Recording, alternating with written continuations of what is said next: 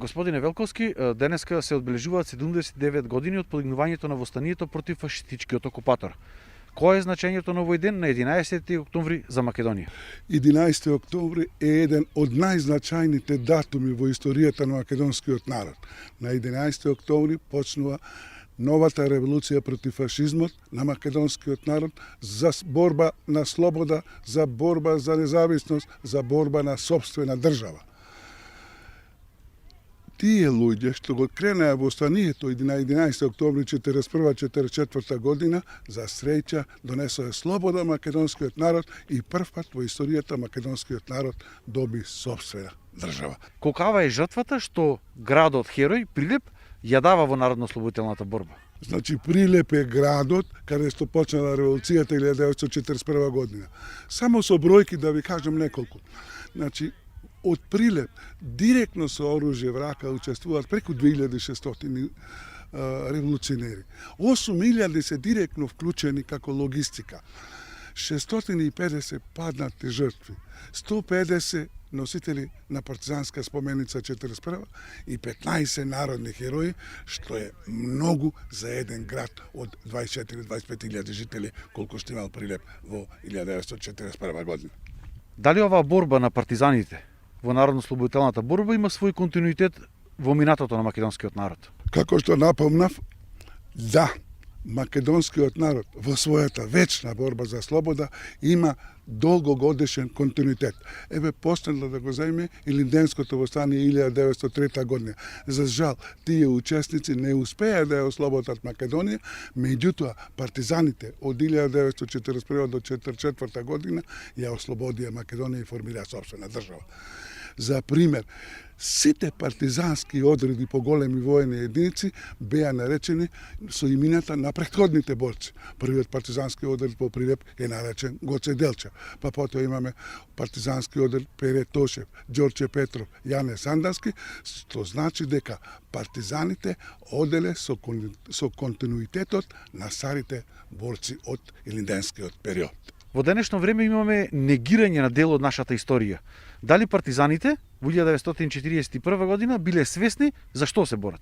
Значи, со формирањето на партизанските одреди, партизаните и нивното раководство стварно биле свесни за што се борат.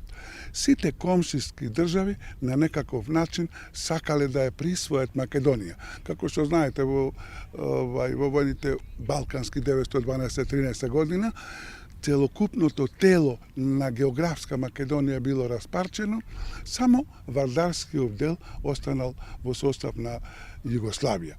Значи, сите комшивски народи сакале на некаков начин да ја освојат Македонија.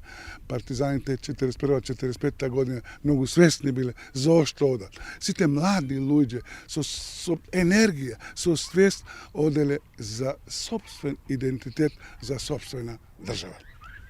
Зошто тогаш Бугарија ја негира, да наречам, целокупната наша историја, нашиот национален идентитет, нашиот јазик и сето тоа го поставува како еден вид услов за започнување преговори со Европската унија?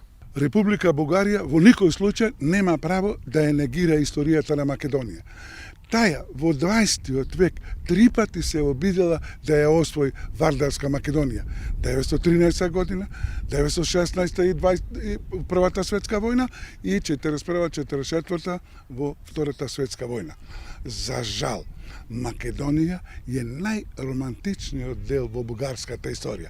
Бугарите си има своја собствена историја и не треба нас да не кочат во натамошните процеси во интеграција во Европа и во НАТО.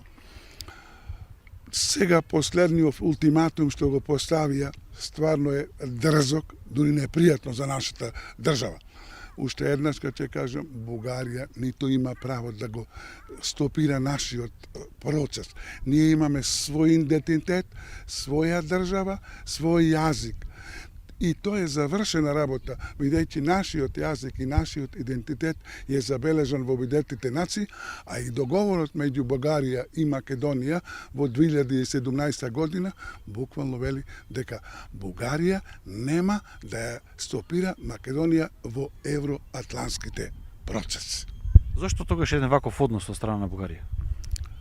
Јас мислам дека бугарите, меѓу другото, сакат да го променат делот на нашата историја, да го прикажат Гоце Делчев како бугарин, да го прикажат македонскиот јазик како бугарски, да го прикажат македонците како западни Българи или бугари.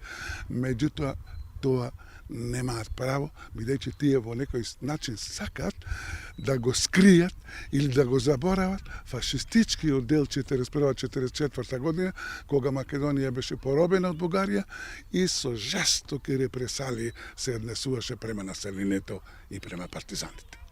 Во целиот овој процес има огромно мешање на политиката, наместо вистинско толкување на историјата. Како понатаму треба да се одвиваат овие процеси помеѓу двата народи? Прашањето ви е на место. Значи, политиката треба да оставиме на политичарите, а историјата на историчарите.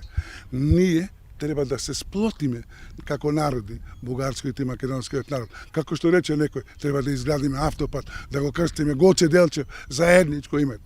Треба да воспоставиме економски односи. Треба да воспоставиме културни односи, како што самиот Гоце Делчев го рекол.